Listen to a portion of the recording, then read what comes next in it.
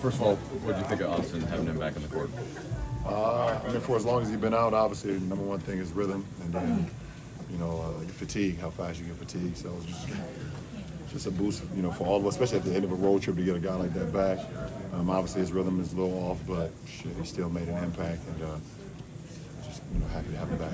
Some similarities to the game in Washington. You guys are just getting up and down and kind of scoring with ease. A lot of sprinting from you, certainly getting up and down in transition. What is the importance of that, and just kind of keep that foot on the pedal even if the other team isn't playing well? Yeah, I mean, at the end of the day, we're all NBA teams, and we have to figure out how we can execute. And we wanted to finish the trip off on the right way. It's an 8-game road trip. Went 5-3. Had some games that we felt like we could have won. We could have had a better record, but at the end of the day, you play the game that's in front of you, and we did that close to 48 minutes. You're obviously focused in game mode, but at the end, when Bronny comes in, you hear the chants and everything. Do you allow yourself kind of to just switch into dad mode for a little bit and enjoy it? Yeah, absolutely. Yeah. Absolutely. It's had my wife sitting courtside, and us being able to have that moment, for our son, it was pretty cool. There's always been love and respect to Brooklyn fans every time I come here, and for them to show that to my son and his development and the way he continues to develop his game. I thought it's a pride moment we will never forget for sure. For me and my wife, that's pretty cool. LeBron, in 20 years, when people are going to talk about LeBron James, the man, and LeBron James, the athlete, what do you want his name and his legacy to stand for? My legacy is my kids. That's the most important. My kids, my community, my family. That's all that matters to me. The basketball, things of that nature, obviously, has given me an unbelievable platform to be able to do the things that I love to do, and give me so many opportunity to, inspire the youth and things over the last, 23 years, 2 decades plus. But, for me personally, my legacy is that, is going to go through my kids, go through my community, and the things that I do to continue to inspire. So. It will be taught through other folks, and hopefully in a good way. JJ told us that he thought around this time last year is when that team found its stride and was able to kind of get to another level for the remainder of the season. Have you seen any signs from this year's group that perhaps there's a sustainable success around the corner, and maybe some of those building blocks they were shown on this road trip? We want to get healthy. We want to get healthy, and tonight was pretty much the first time we had, everybody in the lineup, and everybody healthy.